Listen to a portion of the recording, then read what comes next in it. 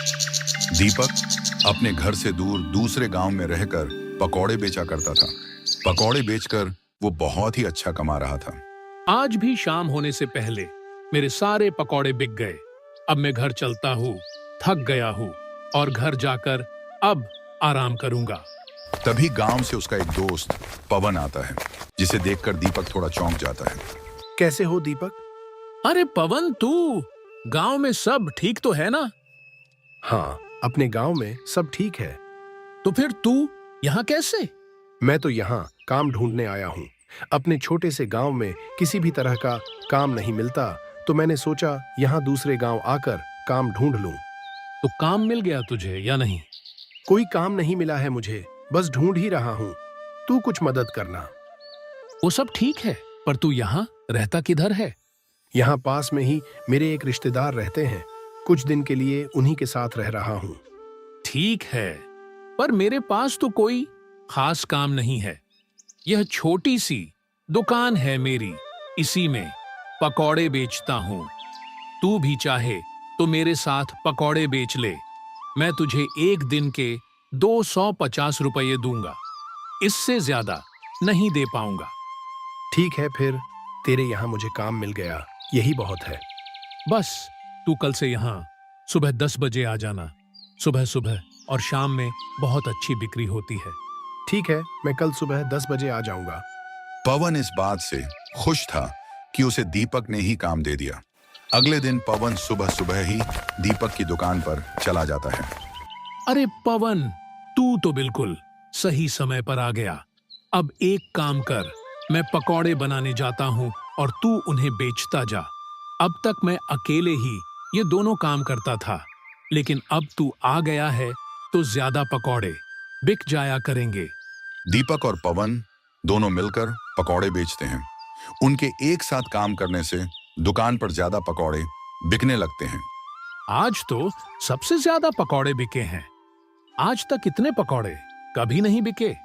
हम ऐसे ही मिलकर काम करेंगे तो हमारी दुकान और अच्छे से चलेगी। ये ले पवन, तेरे आज के 250 रुपए। पवन बड़ा खुश हो जाता है। धन्यवाद दीपक, तूने मुझे अपनी दुकान पर काम दे दिया। अब मेरी परेशानी थोड़ी कम हो गई। फिर वो दोनों मिलकर काम करते रहते हैं। दीपक पकौड़े बनाता जाता और पवन बेचता जाता।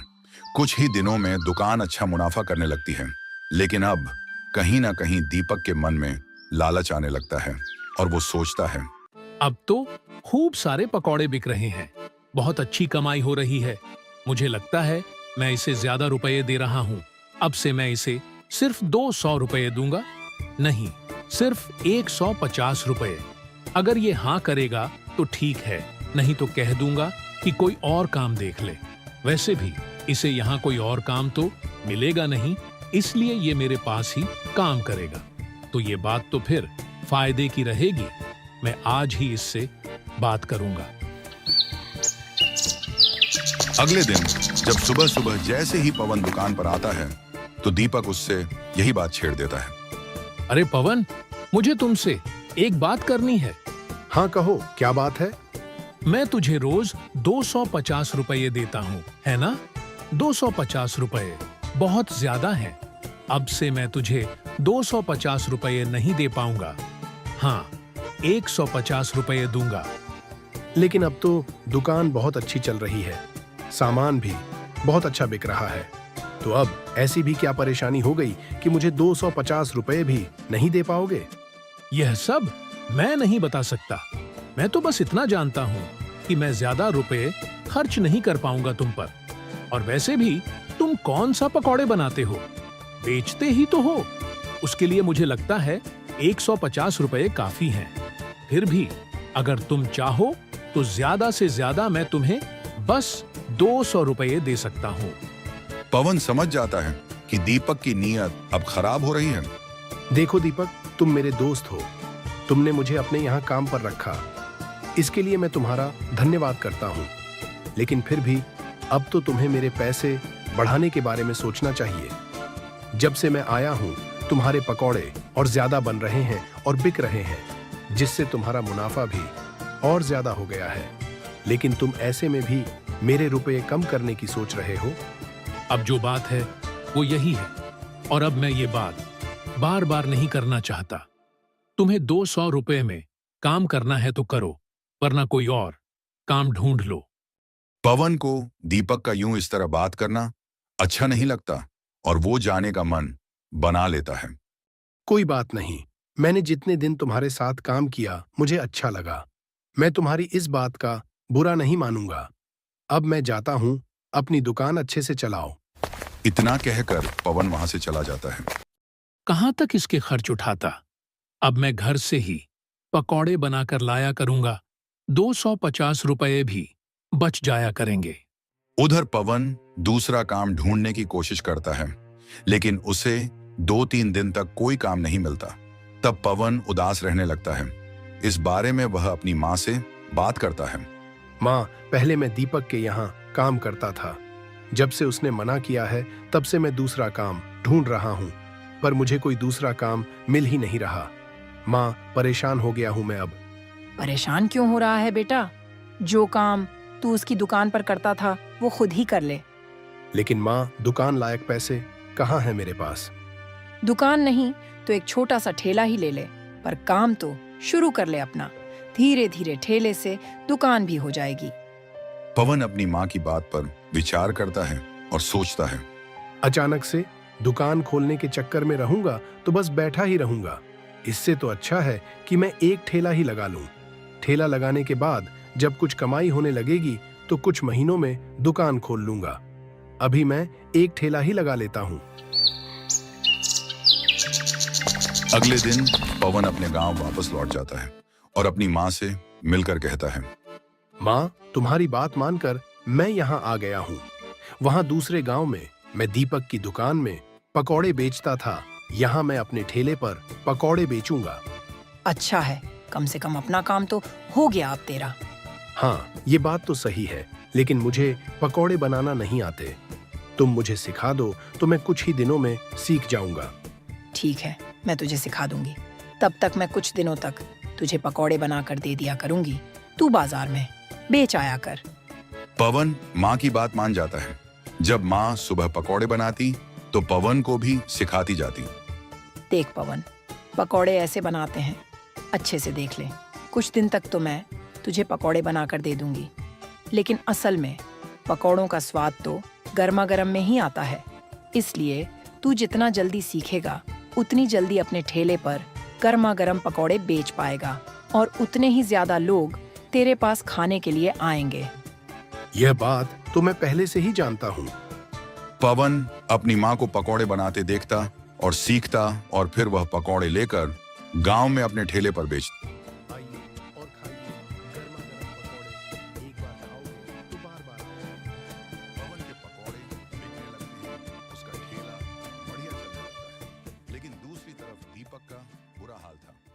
जब से पवन गया है, पकौड़े बिकना कम हो गए। ऐसा नहीं है कि पकौड़े बिल्कुल नहीं बिक रहे, बिक तो पहले की ही तरह रहे हैं, लेकिन जितने पकौड़े पवन के आने के बाद बिकते थे उतने अब नहीं बिकते।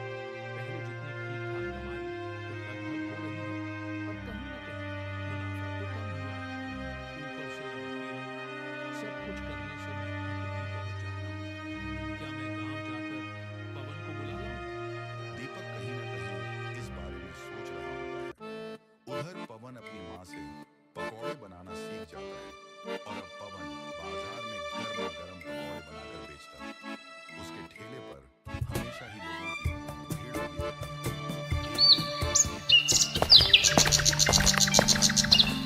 अरे दीपक, बताओ कैसे आना हुआ?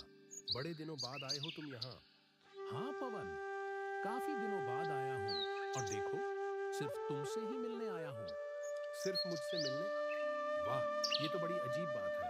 कहो, क्या हुआ? मैं तुम्हें साथ बुलाने आया हूँ। चलो साथ मिलकर दुकान चलाते हैं। नहीं दीपक, मैं तो अब यहीं खुश हूँ। ये ठेला देख रहे हो? ये छोटा सा ठेला मेरा ही है। अब मैं यहीं पकौड़े बेचता हूँ। पकौड़े बेचना है तो तुम मेरे साथ दूसरे गांव चलो। वहां मेरी जो दुकान है उसमें पकौड़े बेचना। मैं तुम्हें दिन के 400 रुपए दूंगा। नहीं दीपक, मुझे अब तुमसे 400 रुपए नहीं चाहिए। मैं तुम्हें सच बताऊं तो मैं अपने गांव में पकौड़े बेचकर दिन 700 रुपये तो कमा ही लेता हूँ। कभी कभी तो काम इतना अच्छा होता है कि मैं दिन के 900 रुपये भी कमा लेता हूँ। दीपक ये सुनकर थोड़ा दंग रह जाता है। इतनी अच्छी कमाई तुम इस ठेले से कर लेते हो? हाँ दीपक, वैसे कमाई तो तुम उस दुकान से भी बहुत बढ़िया कर रहे थे, लेकिन तुम मुझे कुछ भी देना नहीं चाहते थे।